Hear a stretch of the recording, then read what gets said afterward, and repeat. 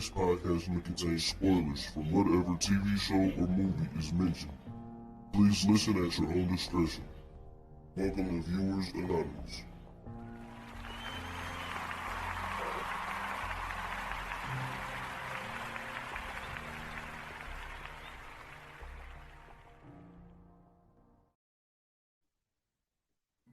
What's going on? I am Scoots Bronson.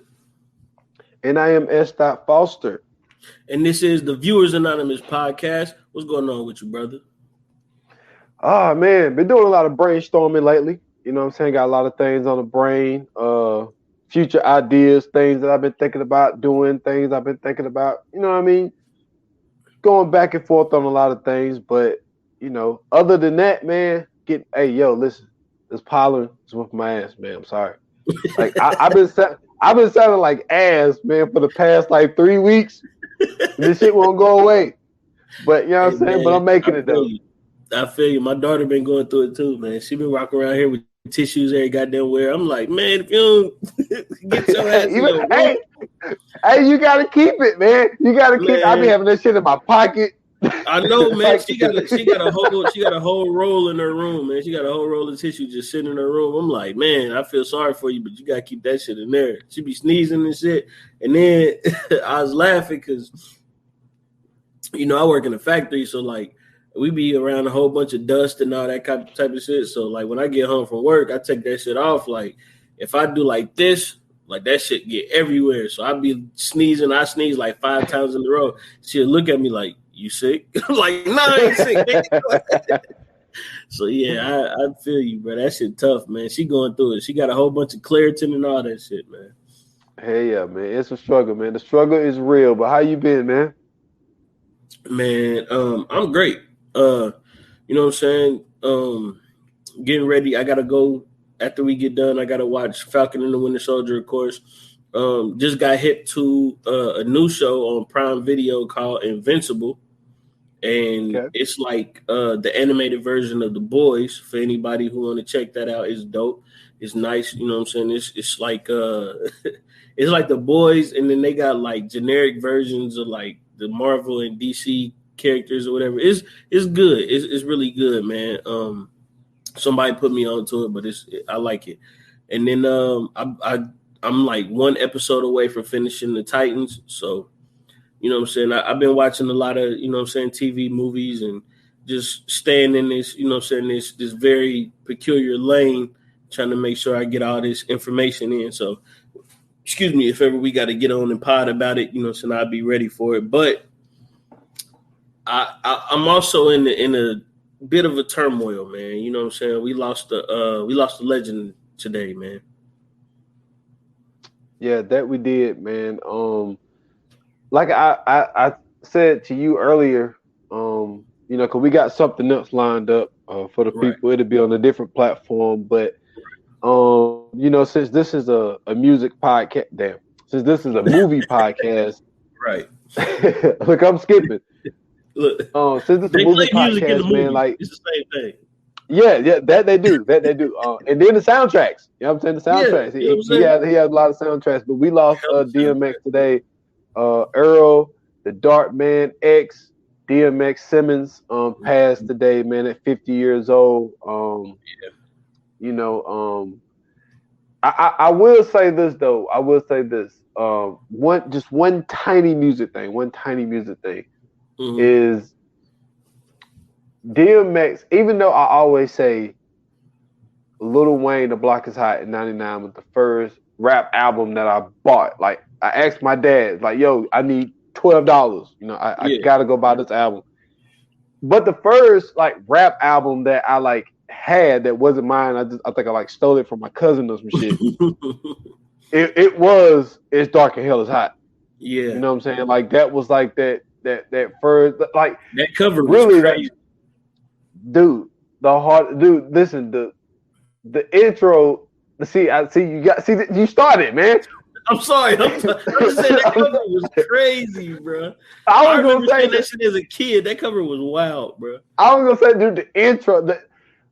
I know people say this all the time, and I'm not saying this because he passed. That's the hardest intro. That's the first time I heard a rap beat build like when it, Lil Wayne got a song called Let the Beat Build. Like the Yeah, beat Let the bill, yeah. Beat Build. That's like the first time I ever heard in a rap song the beat build. And it was just, and then the way he came in, dude, crazy. But the actor DMX, man, a lot of people, especially people like us, the first thing a lot of us think of is Belly. You know what I'm saying? Yep. When he played Buns, he did a phenomenal job in that. I don't know how DMX got in the lane of doing movies with Jet Li and Steven Seagal, and as far as it was like, how did this dude become this guy, man? It was like, it's Hey, so crazy. no, I'm laughing at the Steven Seagal part. Steven Seagal But listen, is the worst martial arts actor ever. But go ahead. I'm sorry. Go ahead. That motherfucker, man. God damn. boy, you stupid as fuck, man. But you know what? Exit Wounds was a good ass movie. Yeah. I love the character that he played because they portrayed him in the beginning of being like this hood dude who's selling drugs and all this type shit. But at the end of the day, and shout out to DMX for bringing Drag On, into the movie of being his brother. Yeah. And he basically was like this computer whiz kid who was just trying to set the cops up to get his brother out of jail on some fraudulent charges. So I thought that was dope, man, to have DMX portray that character. But I will say, to me, the most underrated movie and a movie that a lot of people don't talk about, I think because it went like straight to DVD or something. But when he played in Never Die Alone, Never Die Alone was a great fucking film. I don't know if you ever seen it, but like he was like basically like this pimp / drug dealer guy, and like he was like recording his life. Like he always kept a tape recorder, and he like record all the shit that he was doing. And like I mean, don't get me wrong, he was a bad guy. Like he was a very bad guy in the movie, but it turned out to be a really, really good movie that a lot of people don't talk about. But the actor DMX, nobody never mentions him. And I'm not saying that he's the greatest actor turned rapper, but he's up there. It's hard to say he's the best because when you think about like Queen Latifah, when you think about, LL Cool J, what he was able to form, and, Ice-T, what he was able to do, like, Busta Rhymes, he would go in and out. Ice Cube. Like there's a lot of people, and a lot in Tupac. So there's a lot of people, but like DMX kind of get mixed in that shuffle, and I don't know if it was because of the off the screen and off the record stuff, the drug problems and the arrests and all that type stuff, but but I think he was a great actor, man. I think he did really good in the stuff that he did. For sure, man. Like he was in 3 major movies: in Romeo Must Die, Cradle to the Grave, Exit Wounds, and he's one of those guys. Like what a lot of people don't realize about DMX was he had a, he was one of those type of dudes that had a pure soul, right? Like if you ever, like if you ever listen to his music, he would, pray on his albums. A lot of people, like never heard that from a rapper, somebody who would, be talking about some real shit, and then the next album would be a interlude of him praying. And then for him to, turn that into being an actor, working with Aaliyah, working with Jet Li, like you said, Steven Seagal, like for him to have the career that he had is amazing. Like people forget just how dope this dude really was.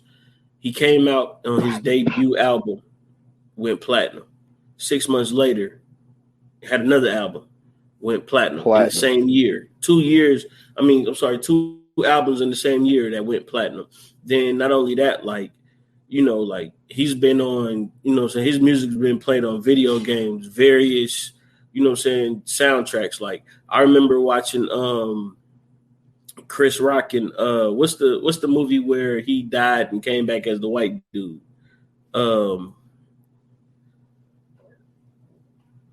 Oh, excuse me. What is that movie called? Hold on, I'm about to find it. Oh my goodness.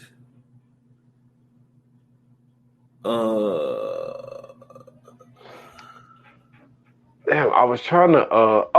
I will say this while you're looking for it. Go ahead. DMX was the first person to have me. I looked at religion different because of DMX because I was like, I always assumed that people that was like deep in religion like he was, like didn't cuss. And it was like, it was so cool as like a 12, 13-year-old to listen to a dude pray. And then all the songs he's cussing on them. It's like, yo, you Yeah, can still love the Lord and cuss. exactly. But I was amazed. I was like, man, this is dope.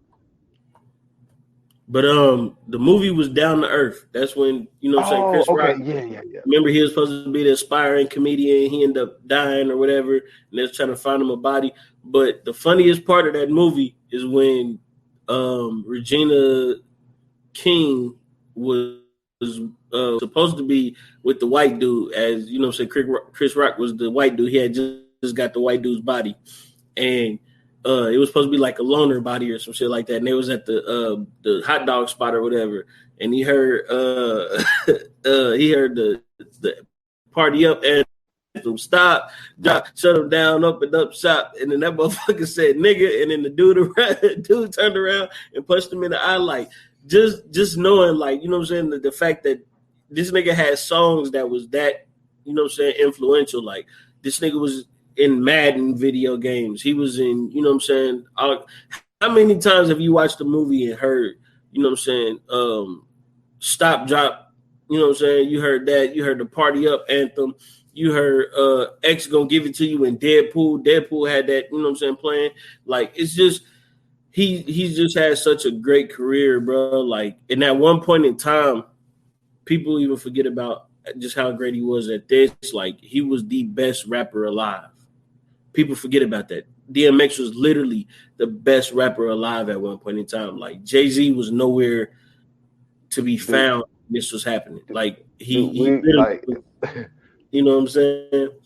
Like, we're definitely gonna get into that on that next pod because I got a lot to say as far as DMX music wise, man. But yeah, he's one of those guys where he was always himself, man. And I thought that especially as Buns, like I feel like that was a great prediction, like, of DMX. It's just like, man, I felt like he was literally himself.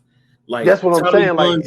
Tommy Buns is DMX. Yeah, exactly. Like, nobody else. And I heard it was rumors. I can't remember who it was. I can't remember because I heard someone speak about Belly and like I think it was your boy that played in Menace to Society, played Kane in Menace to Society.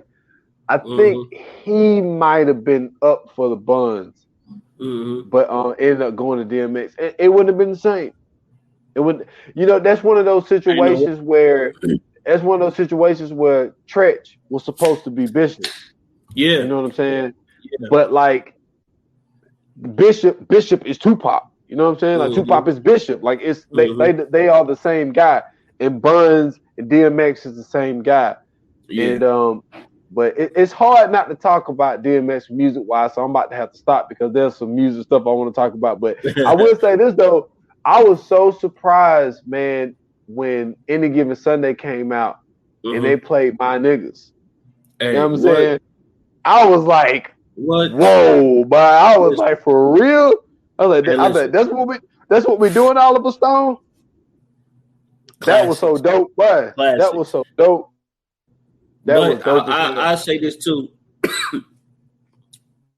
Excuse me. I say this too, man.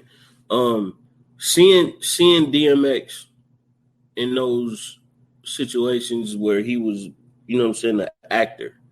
You know what I'm saying? Belly, Cradle to the Grave, Exit Wounds. Him just being who he was, like, and not even those movies, like, let's not forget, Backstage was a movie as well. We got to see DMX on Backstage, where you know, so they showed the battle between, or they showed a clip of the battle between him and Jay-Z. They showed him, you know what I'm saying, performing and the energy he gave in his performance. And it's just one of those, he's just one of those people that, you know, if you hear people talk about DMX and they talk about their interactions, like, you know, I've since all of this had transpired and everything happened, I've been hearing people talk about him. Like somebody was saying how, you know, they was in the park and he was, you know, he was using the RC remote car or whatever, a radio controlled car, and he just driving it around, and somebody walked up to him and they was like, man, that's, you know what I'm saying, like, that's dope. I like that. And, you know, he responded, well, here you go. You know what I'm saying? I heard Van Lathan talking about how TMZ got, you know, walked up on him and he was eating at a Jamaican spot and he was like, man, that looked good.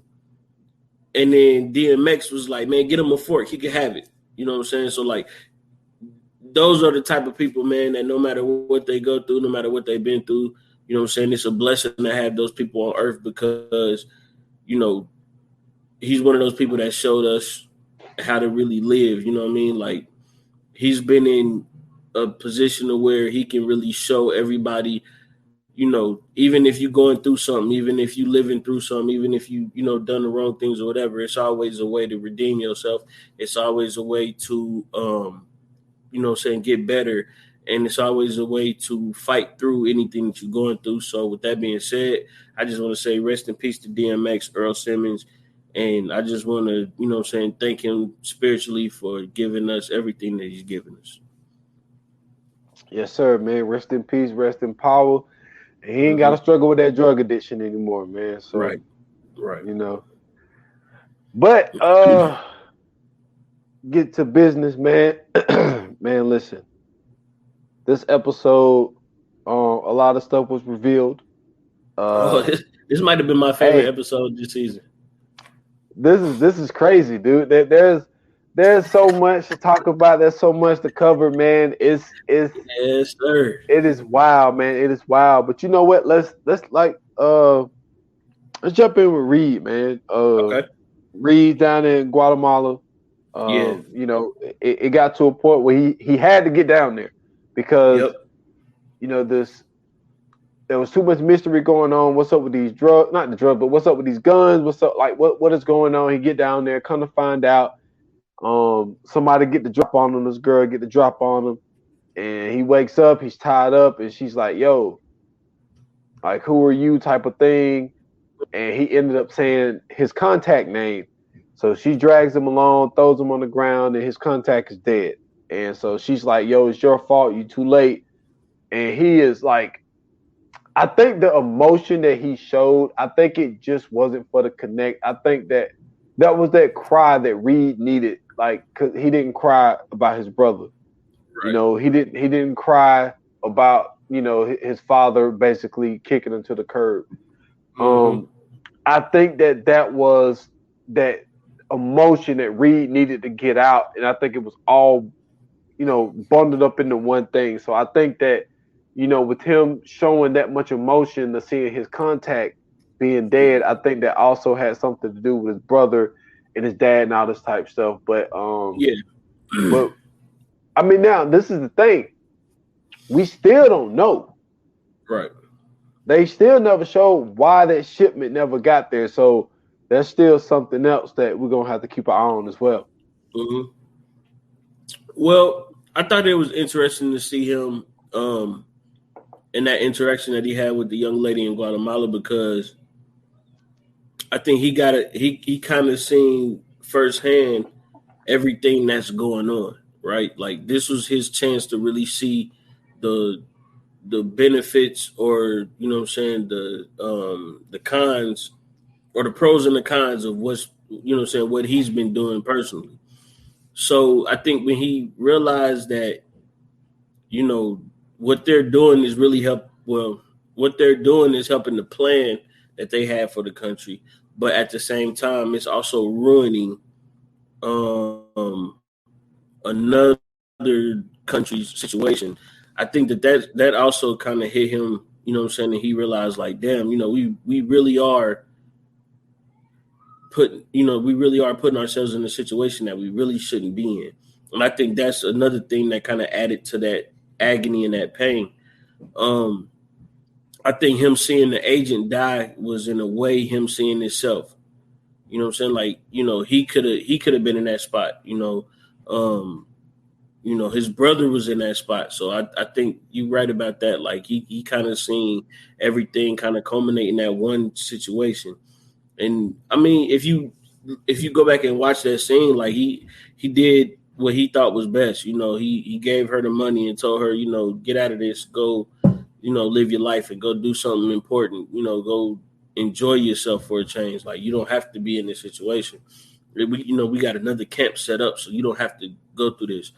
But I mean, I think in the same vein, that kind of gave him more fuel to go back and do, you know what I'm saying, more, go harder, go back to, you know what I'm saying, make sure that everything gets done the way it's supposed to be done.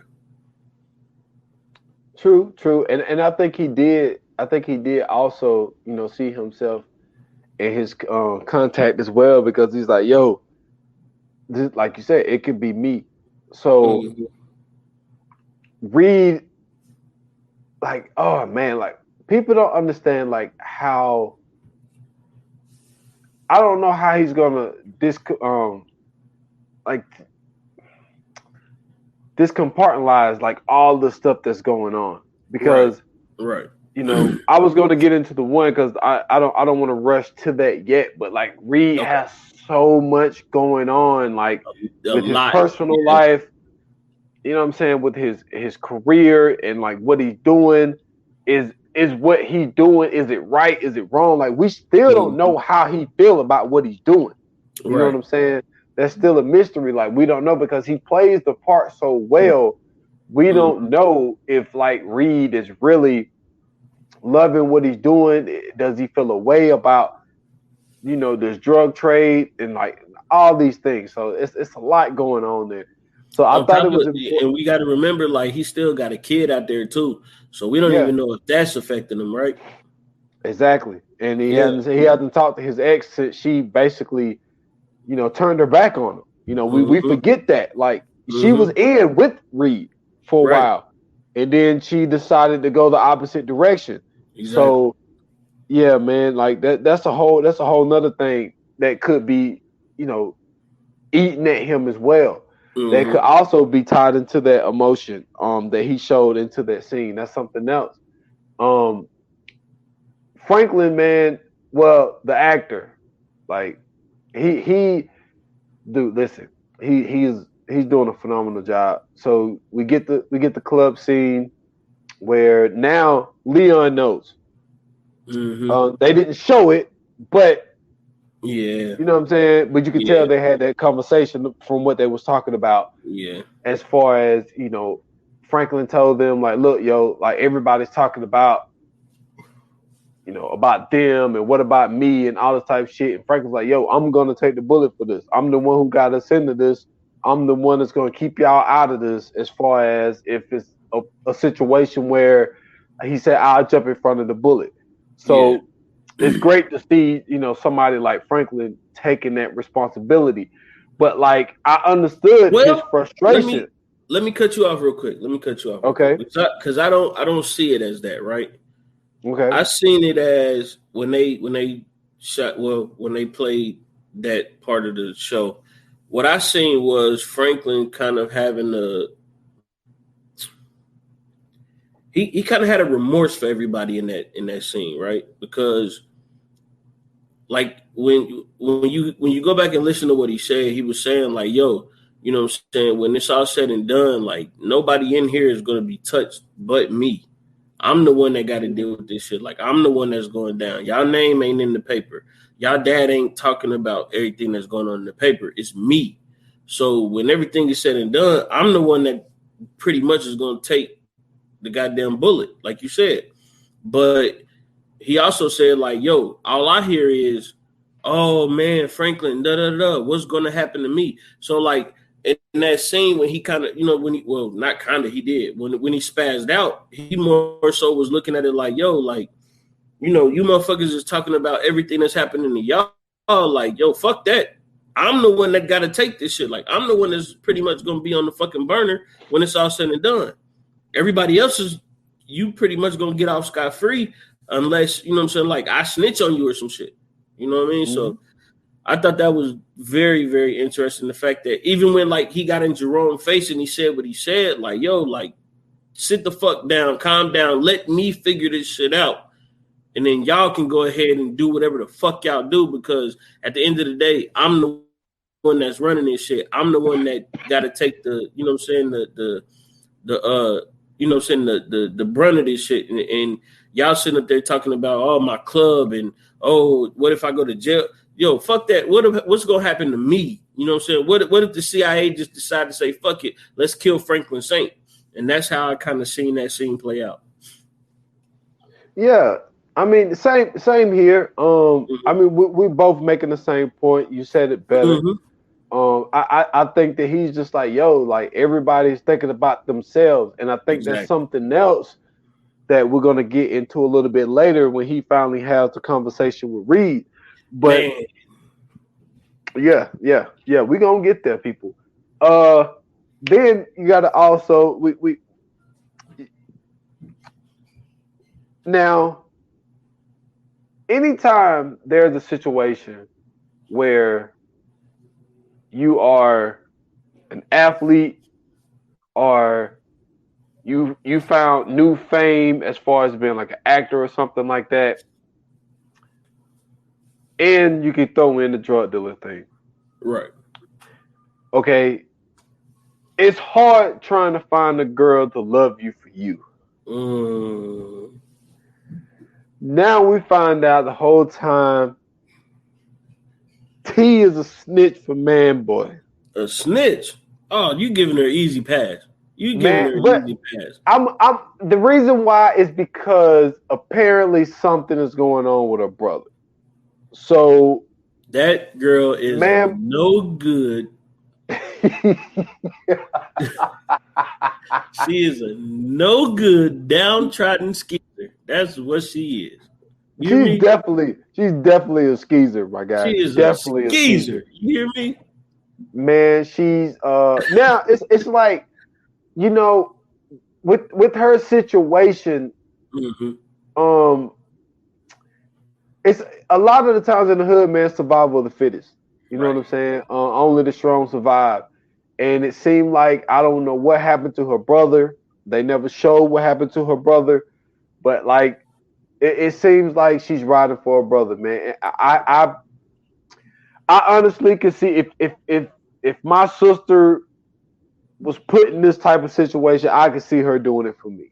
You know what I mean? Right.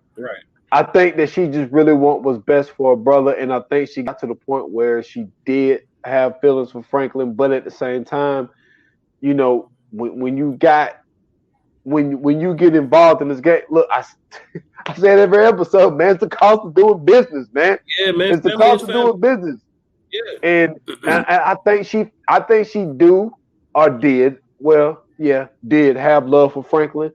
But I think she also was looking out for her brother. Yeah. She's working with Man Boy. What's your thoughts on it, man?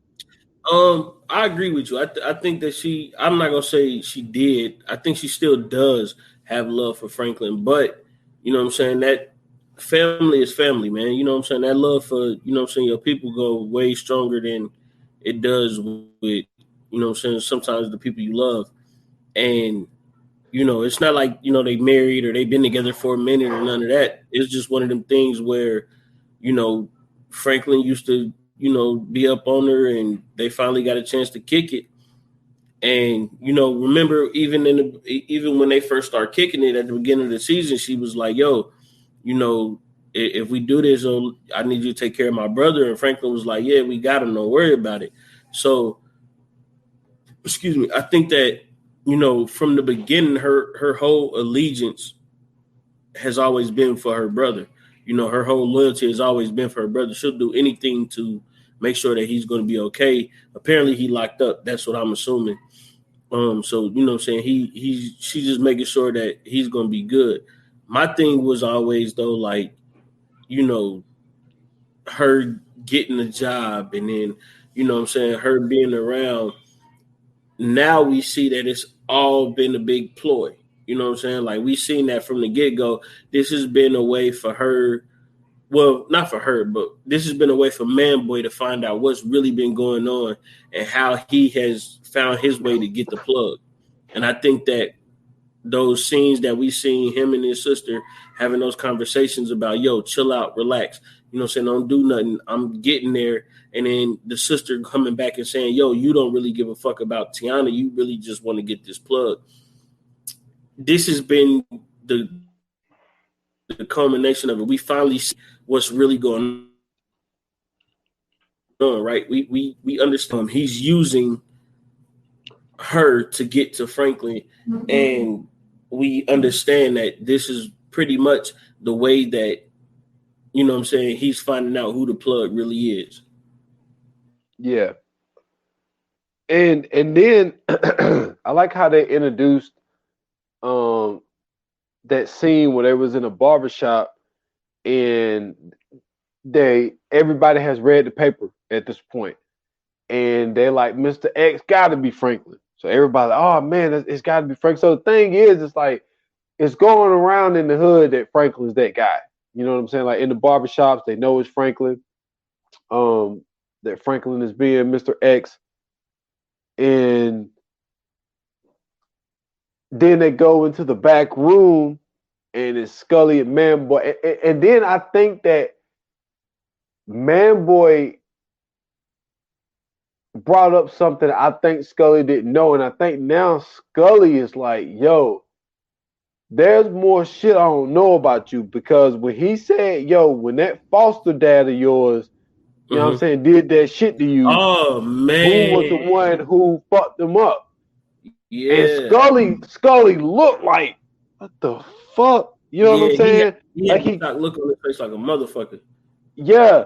And so I don't think he knew anything about this stuff. Now, at the same time, like, I don't think that's a icebreaker. It's not something that you just go around and tell people, because I'm pretty sure there's trauma that she had. Yeah, but they got a kid they had a kid together. True. This is true. But I think that's new news to Scully. And I don't think Scully knew. Like it. It looked like it. And I don't think Scully knew that. So I thought that scene was dope. And I think that that's another thing where it's like, yo, like, that's just another situation to play. If we still, you know, talking about T, Manboy would do anything for his sister. Yeah. You know what I'm saying? And then you also got to remember, like, that one scene when she was like, yo, you shot up my apartment. He was like, I shot up the parking lot and I knew you wasn't there. Right. So it's like, they, like, you know, siblings, man, especially whether you like really tight or not, like a lot of the times, if somebody's fucking with your sibling, you're going to be down for them. So it's hard for me to be as mad. You know, it's kind of like how I was mad at Irene in the beginning, and then come to find out like her main thing is really to fuck over the government. It's like I'm not as pissed off at her, and it's like with T, I'm not as pissed off with T. The Irene part. But like I'm not as mad at T, because it's like she's doing what she think is best. Well, I've never really been mad at her. Like, for me, I think that her growth in this season, right, has been amazing. Like, to see her go from the quiet girlfriend to basically the goddamn mob boss that she's a damn double agent now, goddamn. Yeah, like the mob boss is the double agent she's become. Like, has been really, so not really surprising, but it's just been like amazing to really watch.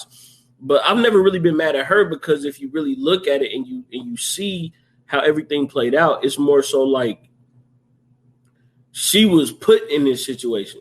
She was really thrown into this situation. This was nothing that she wanted to do. This is really a reaction. It's not an action, it's a reaction. So for her, she's really just playing the cards that she was dealt.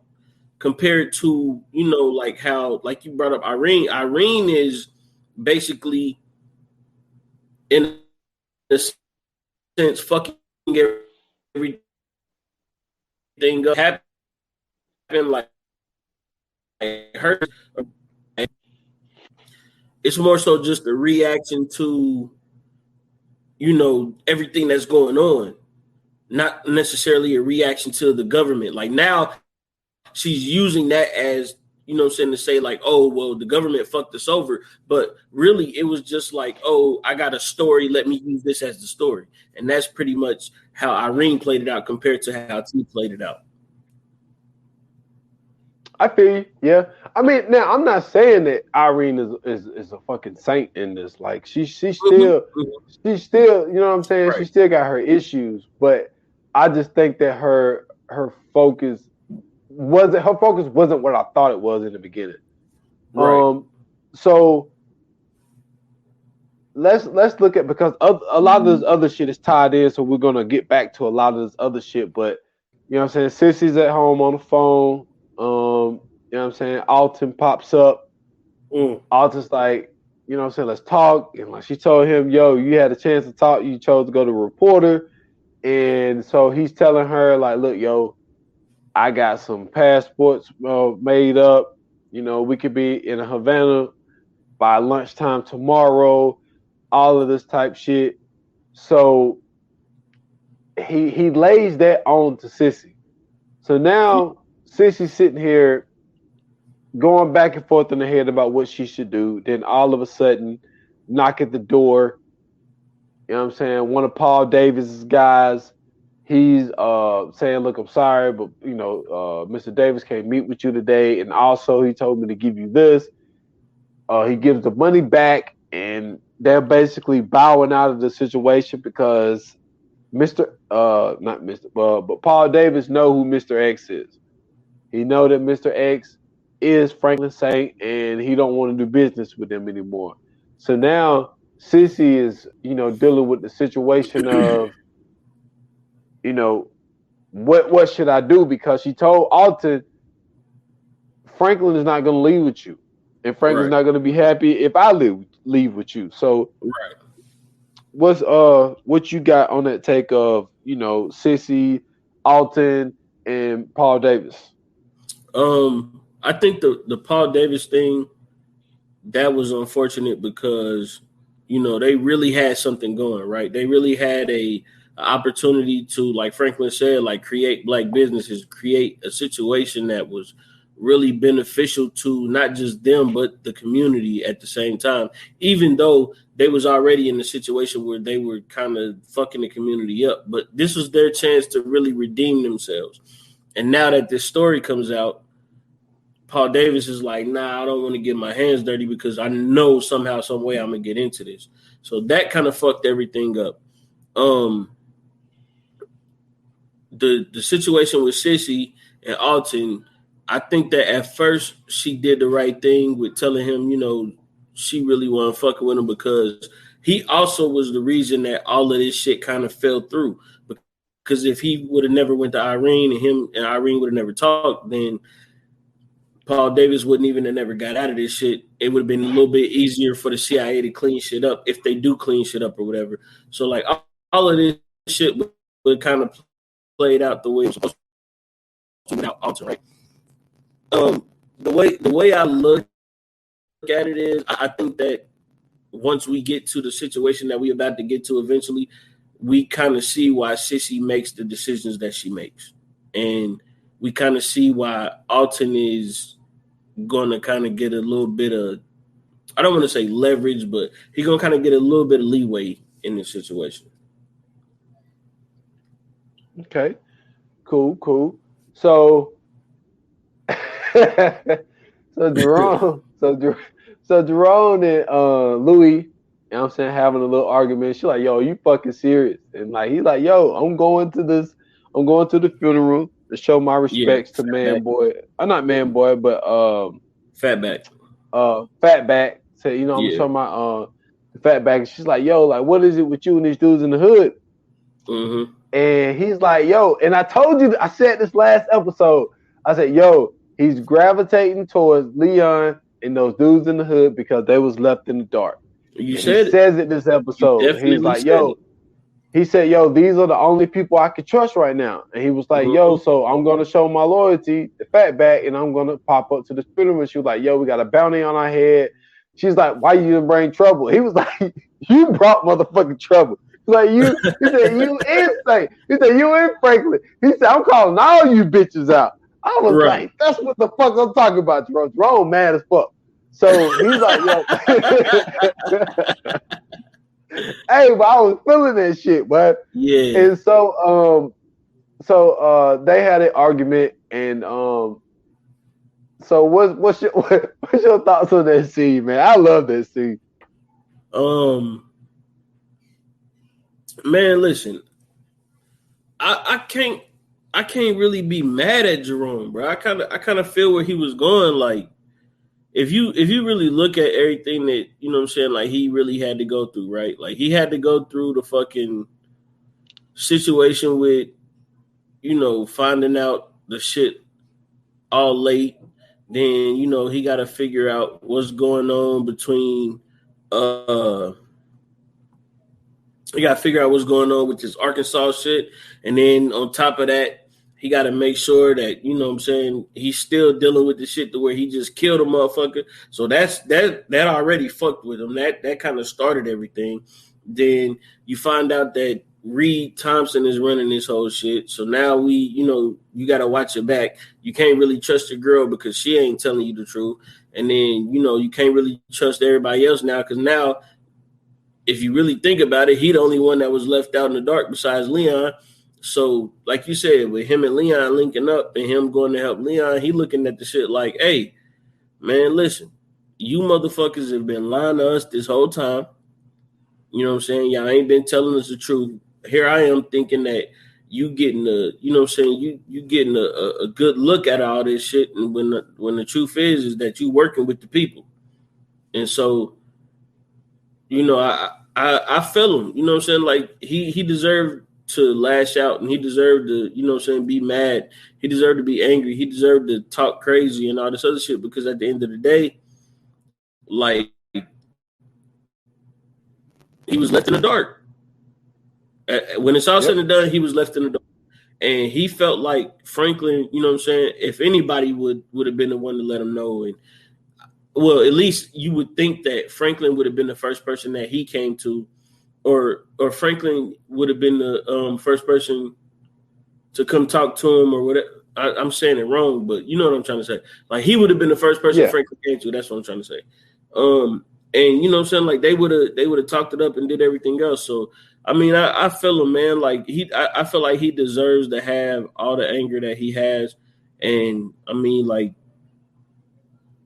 as funny as it was, you kind of felt him. You know what I'm saying? Like, I laughed when he spazzed out when he said what he said, but at the same time, like, you felt him though. Oh yeah, for sure. I felt him, and I ain't mad at it. So I thought the one scene that could have been shortened was and usually I don't do this. You know, I never do stuff like this. But I thought the scene at the newspaper was kind of stupid. The dude got on my nerves going back and forth. He got that bottle of wine. It's like, yo, we didn't need all that. All we needed was dude to be like, yo, Mr. X say he on the phone. That's all we needed. Come on, that's all we needed. That's all we needed. We didn't need all that other shit. I get why they did it, right? I get why they did it because I think that initially what they wanted to do was they wanted you to feel like this like connection with her, like, because the way I look at it is people don't fuck with Irene. Everything that I've been seeing on Twitter, Instagram, whatever, people don't fuck with Irene. So I think they wanted you to feel like this connection with her to where she feels like, or it feels like she's doing the right thing, but somehow, some way, you know, in the back of your mind, like, she really fucks shit up. So I think that him bringing the champagne and him trying to celebrate the moment and her going back and saying, like, nah, this shit ain't over. Like, I'm really trying to do the right thing. And yo, fuck that champagne shit. Let's get coffee. Oh, the New York Times called? Cool. I don't care about that. Bring me the coffee. We still got to make sure this shit happen. So I think that was the point of that. But I agree with you when you say like, oh, that shit could have been cut short, and we could have just went to, hey, some dude on the phone named Mr. X want to talk to you. But fuck all that, because that shit is beside the point. Let's talk about the big wigs coming into the goddamn place. Let's talk about that. Let's talk about how the White House and the Pentagon was like, hey, you need to shut this shit down. This shit is getting out of hand. You done fucked up.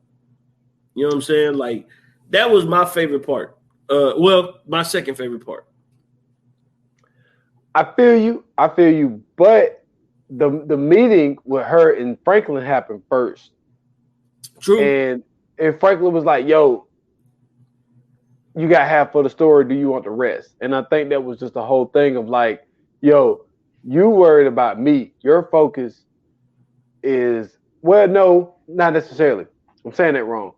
When he brought up her ex-husband's name and her daughter's name, and I hate when people do this shit. They do this shit all the fucking time in every movie. You know, keep my family name out your mouth. You come near my family. First off, you ain't doing shit if somebody did come near your damn family. But anyway, they always say the threat. She didn't even know this nigga knew who her family was. Yeah. So then when she found out that he knew who her family was, and he's like, yo, you yelling at me like I'm going to be the one to do it. Like, I'm sitting here telling you, you keep going down the road that you're traveling, the government is going to fuck all y'all up. It ain't going to be just you. And that's what we was trying to tell the dude, what dude was trying to tell her in the last episode. He was trying to tell her, like, yo, it's not just about you, Irene. Like, it's about all of us. And that's what he was trying to tell her the last episode. Like, yo, you put this story out, this is going to affect all of us, even if we're broken up and your daughter's all the way on the East Coast. Like, it doesn't matter. And that's what Franklin was trying to tell her. And then, like you said, the government come in and try to shut the shit down, and she's still on her shit. You know what I'm saying? They didn't try to shut the shit down. Well, they did. They definitely didn't try. They definitely did, because remember, when they came into that office, they didn't pull her in. They pulled the top guy in. And this was somebody who had her back in this shit. Mm-hmm. So now everything is starting to I think everything will start to change around in these next 2 episodes. I think that she's going to either have to die it down, or somebody about to get clipped. That's the way I'm looking at it. And we've seen how this plays out for the rest of the episode, but somebody's going to get clipped, because the way that everybody else has been warning her and everybody else has been telling her, hey, you don't play with the CIA, you don't play with the government like this. Like, these people can take you the fuck out whenever they want to. Why do you keep choosing to use, this story as a way to fight back when you can just cancel it and just live your fucking life? So, I mean, right now, at this point in the episode, I'm looking like, okay, she about to get dude fired and she about to get herself fired. Now, what are we going to do? From here on out, what is she going to do? True. And, like, my thing is, like, it's still, Irene is like a hard-headed child, dude. Right. Like, right. You know what I'm saying? It's like nothing cracks that skull, man. Like, nothing gets through, because she's still on her shit trying to figure out, well, what's another way I could do it? You know what I'm saying? So, there's a little bit more that happens with Irene. But you know what? Fuck it. Let's get into it. We said it, but they took a different route. Well, okay, let's say this. So Reed and Franklin finally have a meeting. Yeah. He's been trying to get in touch with Reed for, I don't know how long the timeline was. Well, I think it's about like a week. It's been about 2 or 3 drops so far. Yeah, it's something like that, because something else that we didn't mention about when Franklin spazzed out, like he said that they asked him about Reed, and he was like, I haven't, been able to get to Reed. And they're like, oh well, look, he's leaving us out to dry. Right. So Franklin's been trying to get in touch with Reed. So they had a meeting, and he's like, yo, like, what's up with this? You got to put a muzzle on your dad. Because he told him, like, dude, he's my dad. I thought I could trust him. He told the lady everything. And he's like, yo, like, we need to shut this shit down. He's like, matter of fact, I'll worry about Irene. And they took the route of sending Irene a message. Now, how do you feel? I can't wait to hear this. How do you feel about the route they took by Oso and Reed going in there to send a message by giving her a shout or something and saying, next time you won't wake up? Okay, well, let me put it like this. I was overcome with joy. You know what I'm saying? I felt warm feelings. You know what I'm saying? I woke everybody in the house up that was asleep when it happened because I shouted, "It's about goddamn time." Not for real, but I was happy to see this scene, man, because for the longest it felt like Reed going off and handling the business that he had to handle with Javi, and then going to to the South America and doing what he had to do. It felt like that not necessarily the threats, but the warnings that Franklin and Alton was trying to say, and everybody else that was telling Irene, like, yo, you got to be careful. It felt like they were empty. So finally, when we see, Gustavo holding her down and, Reed in her ear talking to her like, yo, you fucking up. You messing all this shit up and you in the way of some shit that you don't know nothing about. It was like, yo, sit your ass down somewhere. Like, the same thing I've been saying since she came into the scene. Sit your ass down somewhere. You don't belong in this. You're not a part of it. You don't know what the fuck is going on. I feel like that with Irene coming into the scene, right? Like, I think that her, like you said a bunch of times on our reviews, is that she's fighting a good fight, right? Because she feels like the government did her family wrong. The government did her husband's or ex-husband's family wrong. And everything that they've done to them, this is her chance at getting back. But I feel like at the same time, like, she's put the Saint family in jeopardy because she wants so much to get revenge that she doesn't realize the damage that she's doing. Like, you've broken up a father and his son that just got back together that you don't even know anything about. You've broken up a husband and wife that just got back together because you don't know anything about. Not only that, they have to worry about Man-Boy and Scully. So they had that on their plate already. So now you turn around and now they got to worry about the goddamn newspaper talking about the CIA is working with somebody in the hood. So now Man-Boy and Scully got to jump on them. So now you giving Man-Boy even more of a reason to realize that now the plug that he's been looking for this whole time is the goddamn CIA. So now it's like, you know what I'm saying? Like, you revealed so much and you really fucked everything up. You've messed the plans up so much and you don't even realize the work you did because you wanted to put out a story about the government and how wrong that they're doing and all this other shit. And all you wanted to do was, in your eyes, you wanted to do the right thing. But what you don't realize is that you've left so many people in the trail of devastation, or in the trail of pre-devastation. I don't think that's a word, but I'm going to use it anyway. So in the trail of pre-devastation, you know what I'm saying? Like, you putting them in jeopardy and you don't even realize the shit. You know what I'm saying? Like, you don't even realize the shit. This story can fuck everything up for so many people, all because you want to prove a point. And I think that that's really showing how selfish she is, how narcissistic she is, and how much she's so, like you said, she's a hard-headed child. She can't understand the detriment of what she's really fucking doing. And I was just glad to see Reed, you know what I'm saying, tell her, hey, next time we had this issue, you ain't waking up. that was probably the best quote of this whole season. I was wondering how you felt about it, and you made a lot of great points there. So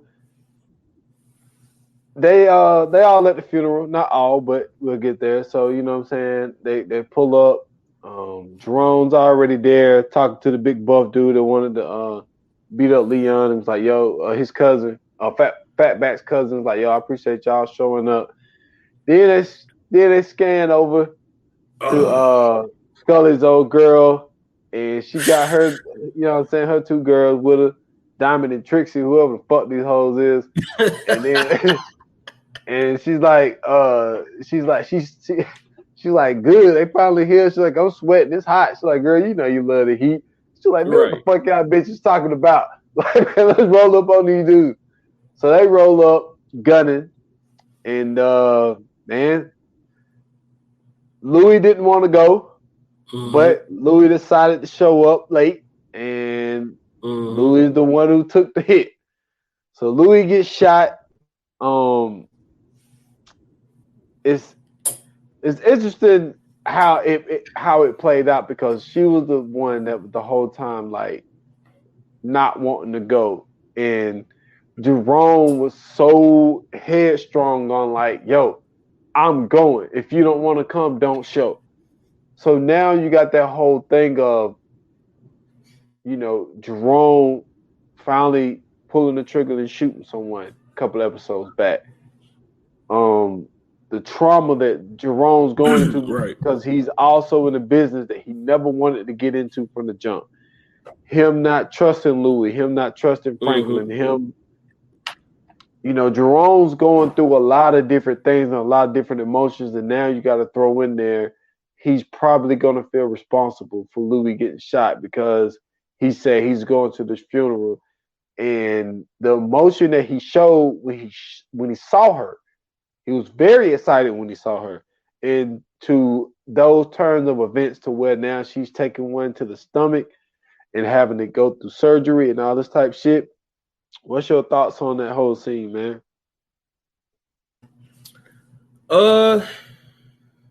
Man, that was a tough one to do.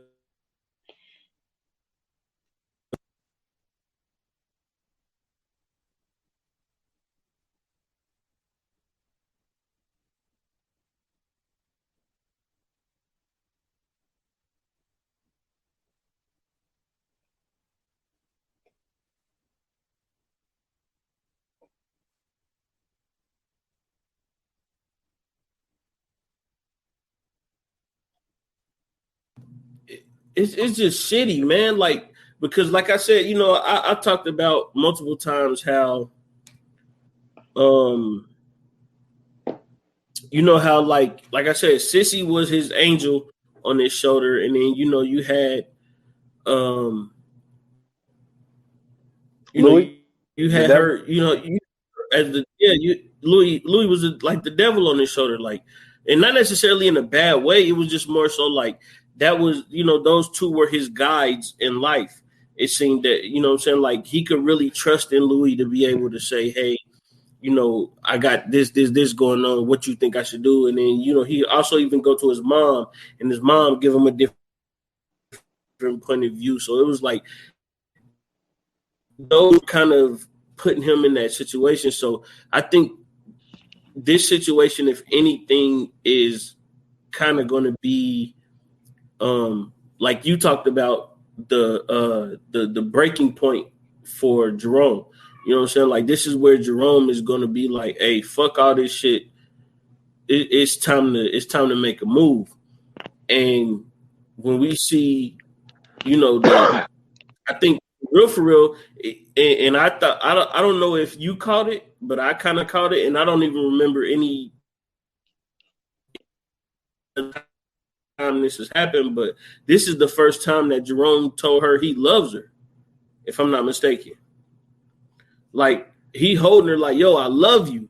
And it's like, you know what I'm saying? Like, we kind of saying like, all right, now we really, you know, we see that they looking at it like, yo, we really got to deal with this situation. So I mean, like it was super unfortunate, and I hate that it happened to Louis because it was like I think Louis was one of those characters that even when you know what I'm saying you've seen the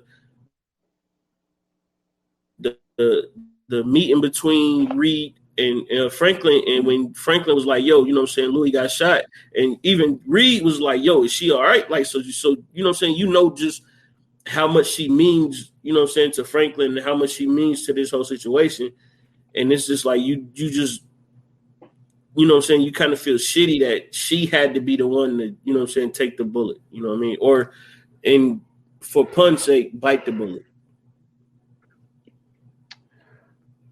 Great point. And I don't never remember Jerome really saying that. But also, I think that this was the thing that could, like, get Louis to see. You know, like how you said about all those threats to Irene was empty threats. Louis has this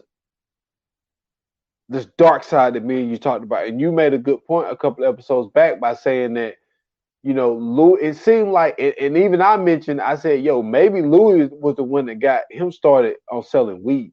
It seemed like Louis always been kind of on the wild side, and even though she was very concerned about the hit being on them, maybe she was the person that needed the bullet the most. I mean, Right.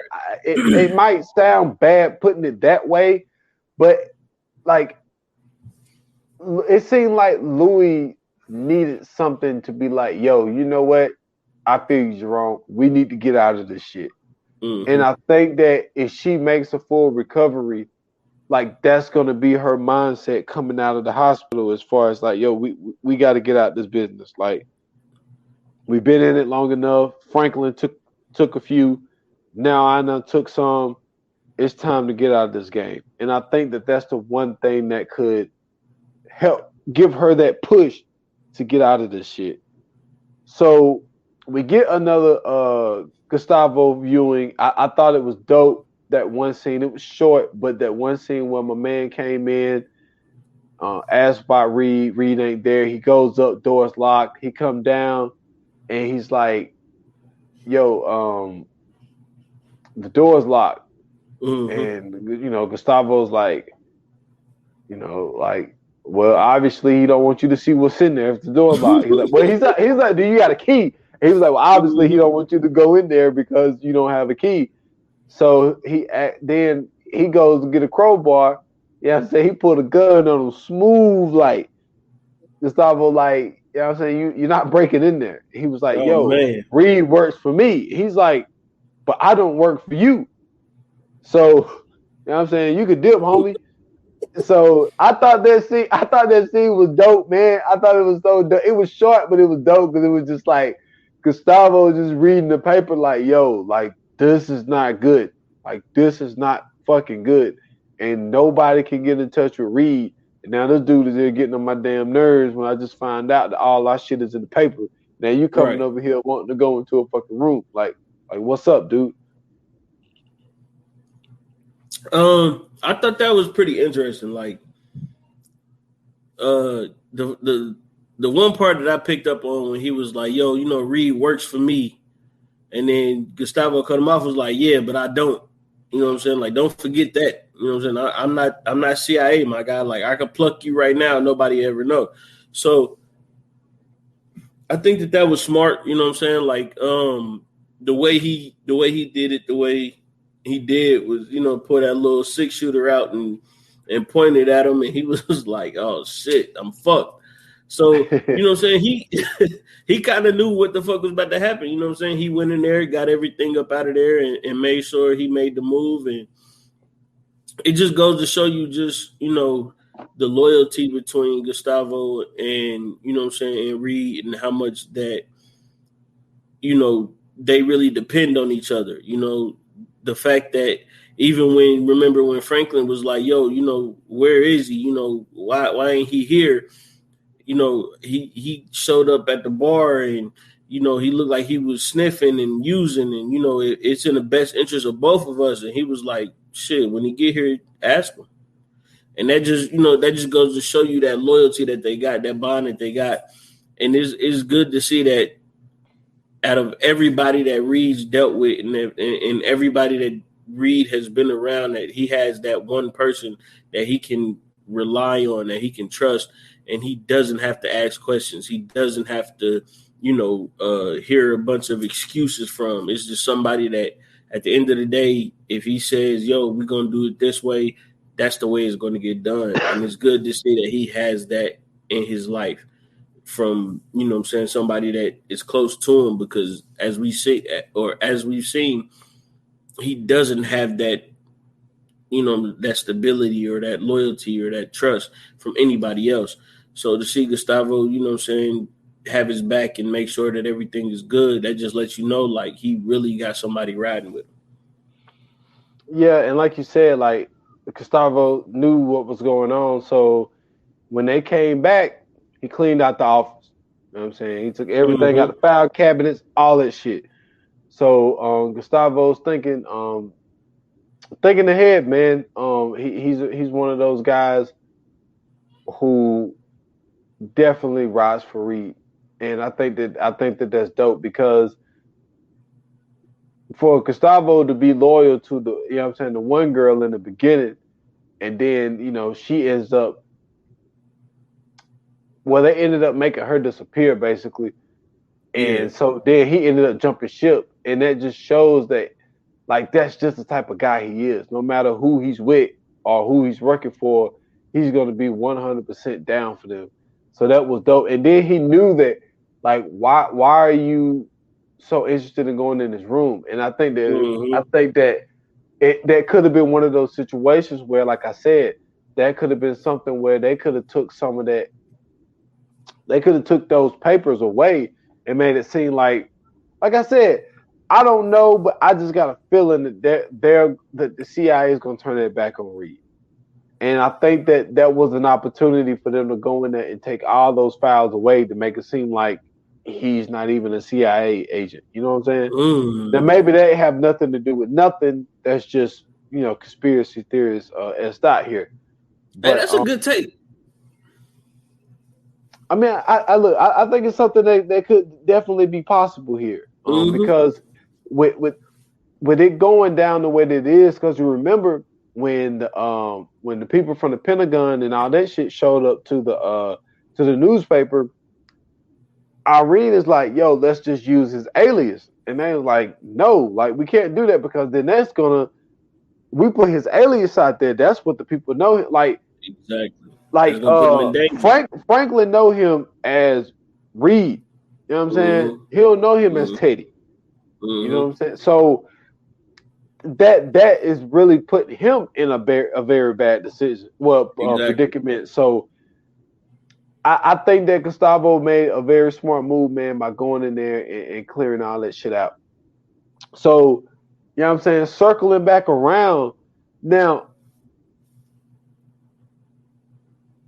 Yeah, all this shit is connected. Okay, so now you got the meeting with Reed and Franklin, right? Okay, so follow me here. In that meeting, he's like, yo, trust no one, because everybody's going to be out for themselves. Best advice he can give, yep. Now, maybe I was picking up on it because, because they showed the scene when T was talking to Manboy. Yep. Then they cut to the scene where Franklin is sitting in the office, and she comes in and is like, yo, you don't have to handle this shit yourself, right? And I think that turned this trigger on in my head of like, yo, why is she so all of a sudden interested in helping you, Franklin? Like, think about it. Why is she so like, yo, I could do more than what I'm doing? Like, why you want to do more? Even he said to her, like, yo, like, I appreciate it. I could sit, I appreciate, wanting to help and all this type of stuff, but I got this. And like, but she's pushing. You know what I'm saying? It's not a, you know what I'm saying, a heavy push, but it's a slight push. Like, she's kind of like, it's like, yo, why are you wanting to get involved so much? So then he gets back to the hospital after meeting with Reed, and he's like, he tells Peaches to go get the car, and he asks her about Diamond and these other bitches or whoever they is. And so she has all this information, and then she's like, "Yo," and I also hear that Man Boy is like obsessed with about getting your. You skipping over the fact that, remember when he was talking to Leon, she kind of slid in there a couple times. Yeah, she was like listening in on what they were saying. Now I don't know if Franklin noticed that she was doing that, but she did, kind of slide in. Did. Leon might have did. He might have did. I wasn't looking at him at the time, but I did notice her. You know what I'm saying? Pulling the Steph Curry. You know what I'm saying? Trying to listen to the other. You know how Steph Curry been doing it lately? He been going there on the coaches huddle. Like she pulling Steph Curry right there. And, and that's funny as fuck. So she leaves in. And so, but she's telling them like, "Yo, like these girls, they strippers, but now they just really out to get the paper." And Man Boy is really obsessed about finding your connect and all of this shit, your plug. She slid that in on the low because she was like, "Oh, and you know what I'm saying, Man Boy, he really is looking for your plug." Like, how the fuck she know? Like, how the fuck you know? Like, who are you talking to? Like, who the fuck are you talking to? Come on, so man. Franklin knew. He was like, "Yo, Peaches, get the car. We're gonna beat her to her crib, and we're gonna sit in here and we're gonna wait because something is going on here." And that conversation with Reed, I think that what that did, because remember, it was really slow. You had to be paying attention.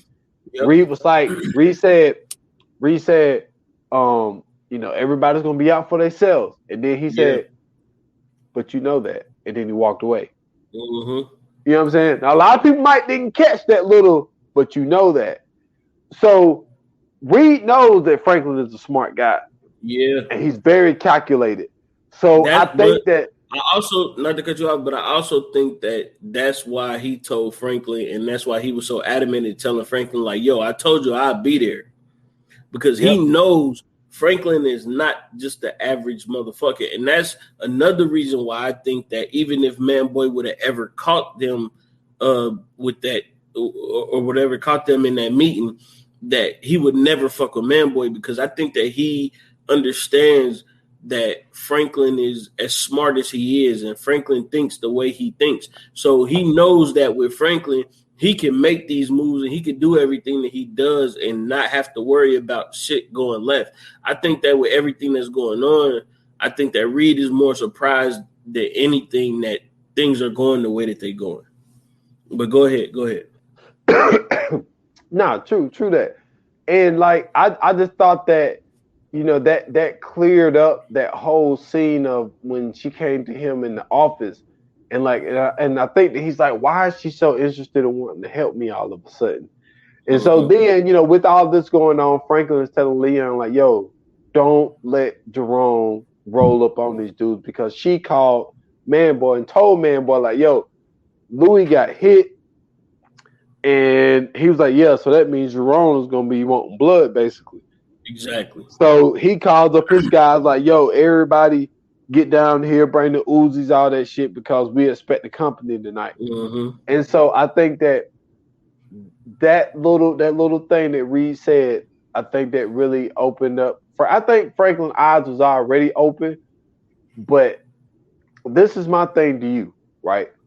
Okay. The reason I use now, you opened me up to something else, and you didn't even notice you did it. I use past tense on she used to love Franklin, because I initially thought she's out of here. Franklin, Peaches shot her and she's over. But what you opened me up to by not making it past tense, I was like, well, hell. Well, maybe Franklin just flipped the shit, and now Man Boy don't know that he knows that this is his inside thing. So maybe he could pull the strings on whatever was going on with her brother and maybe he don't kill her and use her to take down Man Boy. You see what I'm saying? Like flip the Yeah, whole script on him. yeah, That's what you open me up to by not making it past tense. So right. what you got on that? I think with that situation, like in general, right? Like, so go back to, what I'm saying, the Franklin going back to the hospital, right? Mm-hmm. Um, I think that he didn't understand what was going on until they got to the hospital. Him going to talk to Reed and Reed saying what he said when, he said, don't trust anybody, but you already know that. I think that once he got to talking to Leon and then she butted in and kind of gave him all the information that she gave him, I think that kind of gave him the, send the pause for the cause to be like, oh, okay, something ain't right here. I need to figure out why you know so much. Because it's like at first, remember when we first even seen her come back into this season, he was asking her for information. So now it's just like out of the blue, she just giving up information. Like this is just he ain't even talking to her, and then she just popping up saying shit, right? And Yep. so the reason I said something about Leon is because even Leon was looking at her like, yo, how the fuck you know all this shit and not, you ain't really giving, ain't nobody really even asking you to do shit or ain't nobody doing none of it. You just randomly popping up and just saying all this shit. And so I looked at it like when Franklin had told Peaches to get the car and then, he went to her. I think that was more so the setup of everything else to get to where, we ultimately get into with her talking to Man Boy and everything else. And remember, even towards the beginning of the show, we seen her talking to Man Boy and setting everything up and talking about her brother and all this shit. And, he's shooting in the house and all this other shit. So it's like you kind of look at it like, okay, you want to show her love because she really just doing everything for her brother. You know what I'm saying?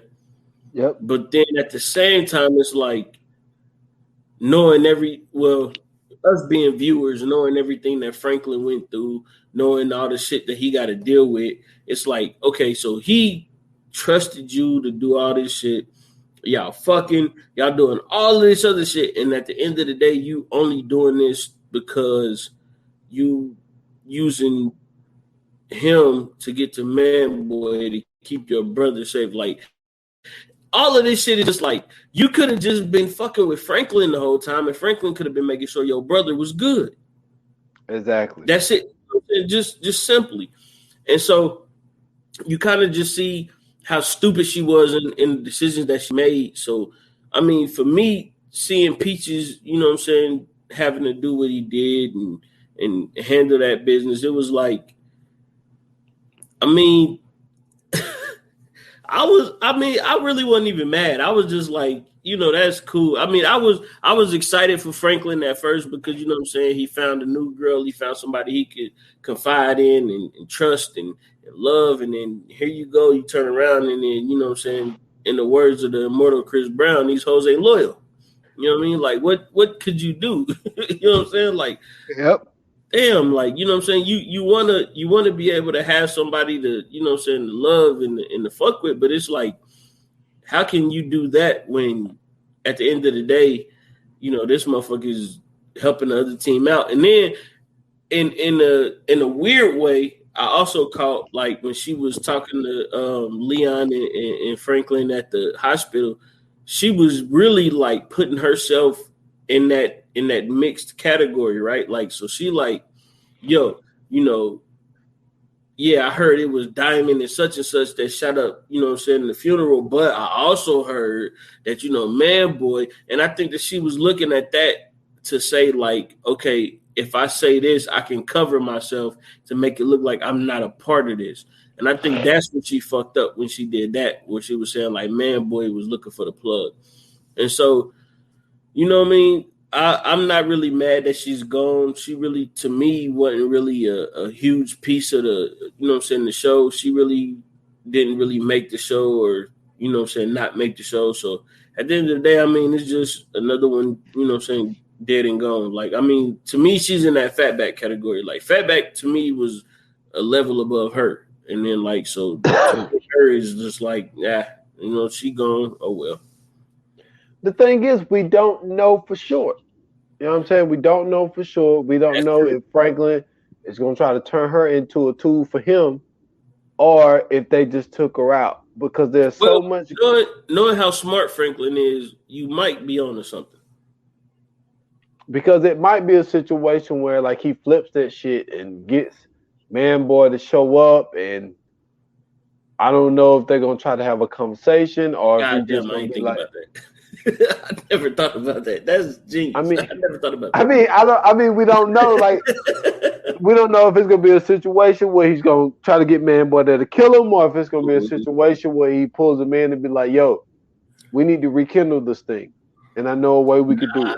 It can't be rekindled. Yeah, I don't think it can be rekindled either, but it's. But I think they could end up using her for a tool.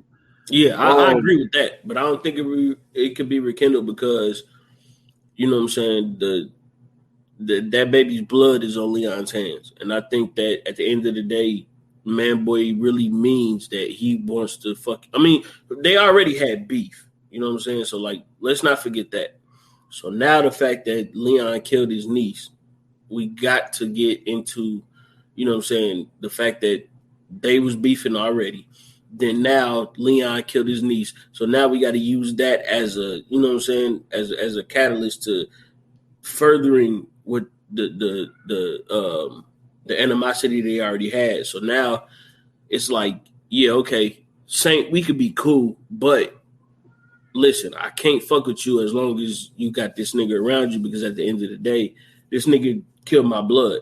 So either you let me get at this nigga and handle him and you not have nothing to do with it, or like he told him when, you know what I'm saying, they was in front of the club that time, nigga, either you gonna get out the way or you gonna get in the way, basically. So, you know, if I gotta kill both of y'all, I will, or, you know what I'm saying, you could just go ahead and get the fuck out the way. So I think that's pretty much where Man Boy is at. Cool. I mean, I don't have really anything else on the episode, but I do have a prediction. Okay. I didn't really watch the trailer, but from the hospital scene, Franklin and Sissy had a conversation, and I think that she's gonna stick to her word, man. I think that she's gonna disappear, but she don't want to pick between Franklin and Alton. Right. So I think that she's going to put herself first, like she said, and she is going to move somewhere, and she's going to just start over on her own, because I think that she's like, I don't want to have to pick between the father of my child and my child, because their relationship is never going to be rekindled. Like this is like this was that one straw that was like, yo, like they was getting back cool, but now that this happened, they're never going to be cool again.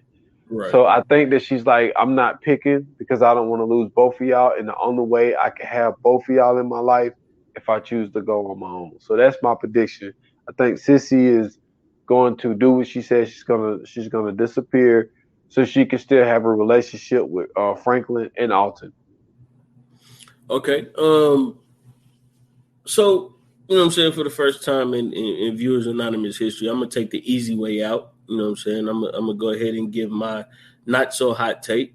I think that the paper is gonna have to retract the paper that, you know what I'm saying, the previous papers that they put out. And I think that Irene, you know, so like she said, she's gonna get off the grid. I think that this time she's really going to get the fuck out the way.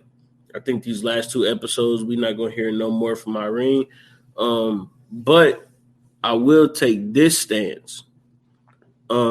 This is a long shot, and I've said this in the beginning, so can't nobody go back and be like, "Oh man, you just making that up," or "No, he just seen it."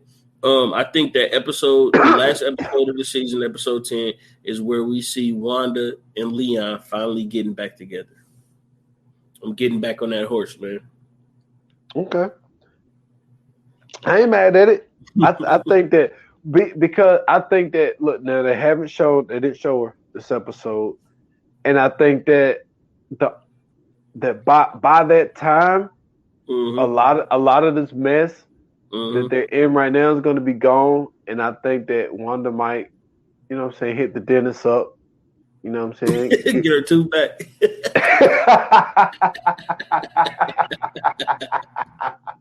Getting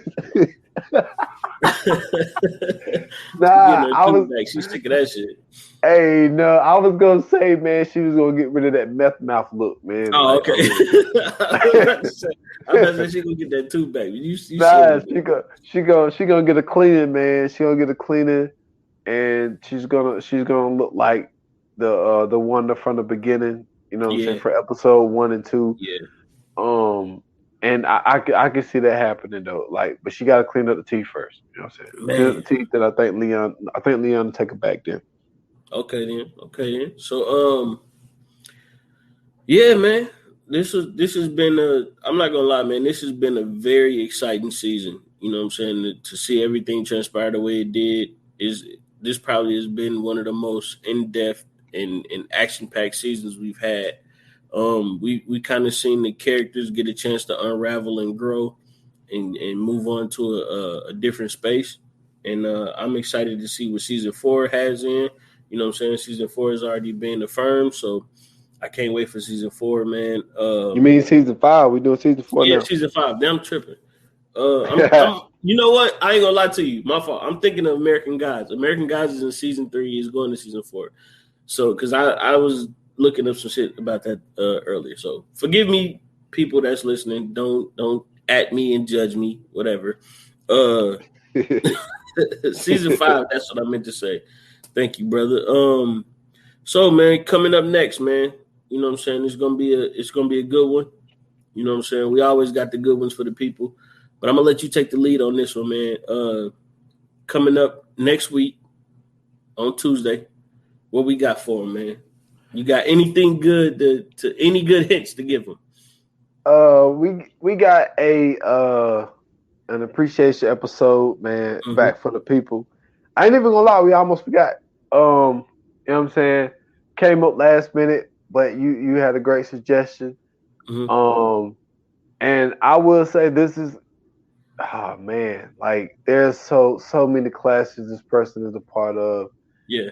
And like, dude, even like there's no way to do it without motherfuckers knowing. You know what I'm saying? Because there's so many classics in the beginning that I think that, you know, no matter where we going, it doesn't matter. Like, it doesn't matter where we going or the destination that we're trying to get to. We all have figured out that we're not getting far without a banana in the tailpipe, man. Well, all I know is I've thought about a way to do this, and this person is finally coming to our podcast. Okay. That's all I got. I tried. This whole time I've been thinking about it. Listen, this person is finally coming to our podcast. So, next episode, man, y'all. That was. Listen, that shit was so hard, bro, because he's so obvious to be able to. Yeah, he is. Damn, even what I said, if you don't get it, like it's like, yo, you need to reevaluate yourself on Ooh, film. Okay. I got one. So listen, if because I'm trying to think about the age group that listen to our shit, they may or may not remember this, but all I know is that Stevie Wonder is a musical genius. That's all I know. You know what I'm saying? So with that being said, if you can catch that hint and you know what I'm talking about, then you know the person that we're talking about coming up. So, you know what I'm saying? Next episode, we're gonna get to it. We gonna this you talking about laughs, you talking about crying, you talking about just a long career, man. This is one of the ones. So get ready. You know what I'm saying? That's gonna be a great one. I can't wait to do this one because we ain't gonna. I don't know, man. We might have to go maybe about 2 hours on that one. I don't know. Hey, that motherfucker said, you push my button.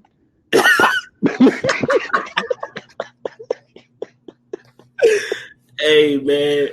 Hey, bro. Hey, he'll shoot you quick, man. He'll shoot you quick. Super quick. You hear me? Super quick. But I tell you this, man. At the end of the day, you know what I'm saying? Don't nobody want to fuck with Pluto Nash. Just know that. Yeah, that's how that's too revealing. So anyway, man, y'all go mess with us, man. Tuesday we coming back. Hopefully my camera will be back on. I don't know what the hell happened. I apologize for everybody that's on YouTube watching. I don't know what happened, but something happened to where every time I click on, it was skipping and green screen or whatever. But it'll be fixed by the next episode. But if you're listening, man, thank you for listening. We appreciate it. Hopefully, you know what I'm saying, you can go listen to this and rewatch and catch some things that you missed. But if you want to follow me, man, hit me up on Twitter at Scoots Bronson, or you can go to Instagram at ScootsBronson_TV.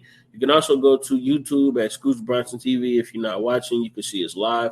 Or if you are there, make sure you hit that subscribe button and that notification bell if you haven't already. We definitely appreciate that. Make sure you go to Facebook, Viewers Anonymous Podcast, watch group, get there, join up, get requested, whatever you need to do, make sure you do it. The numbers are growing slowly but surely, but they're getting there, and we are definitely appreciating all the support that we're getting from everybody that's in that group. Man, listen.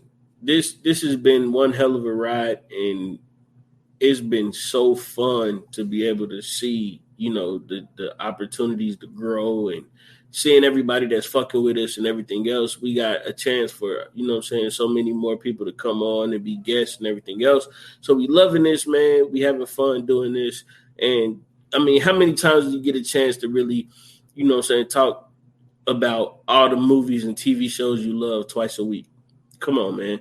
You can't miss it. So go join the VA Podcast Watch group on Facebook. You can tell us all the movies that you want to talk about, all the TVs that you want to talk about.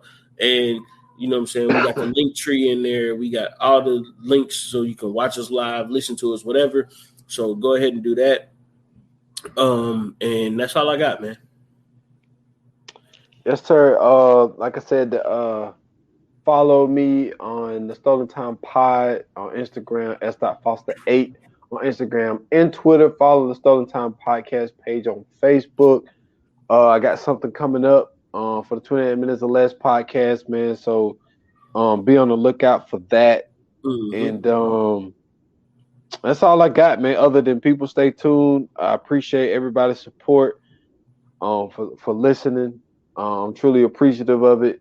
It's, you know, it's something I don't really say a lot, but you know, this grind that we on, you know, to see some of the things that are going on, you have to let the people know that, you know, say that you appreciate them. And also, man, you know, it's I don't think it's a huge ask, but you know, for the people that listen on Apple, man, just, you know, leave us something on Apple, man. You know, feedback. If you got any feedback, is there anything that, you know, that we can do different, or if everything, or even if everything is good, you be like, yo, it's good what you're doing, you know, keep it up. Or if it's any suggestions or anything like that, man. You know, we take in all criticisms or praises. So appreciate everybody for supporting the podcast. For sure, man. Hey, man, and last but not least, man, shout out to the homie Casey, man. You know, he always, you know, sitting in the background showing us love and making sure that, you know what I'm saying, he giving us all the ideas that he can give us. Go check him out on my last podcast of 15 Minutes of Fame. He drops a whole bunch of gems. He tells you about his story, where he started from, where he ended up. Go check that out as well. And, man, thank you guys. I really appreciate it, man. Thank you guys. I'm sorry. Let me take it back. I don't appreciate it. We appreciate it. You know what I'm saying? Thank you guys very much, man. You know, you guys have really been supporting us. You guys have been, you know what I'm saying, showing so much love to us. And to be able to start from ground zero to get to where we are now, It's looking very promising with everybody that's been messing with us, man. We definitely appreciate it. For all the guests that's been on before, thank you. For all the guests that's coming on in the future, thank you as well. And with that said, man, like they said, Hollywood is a wrap. Cut.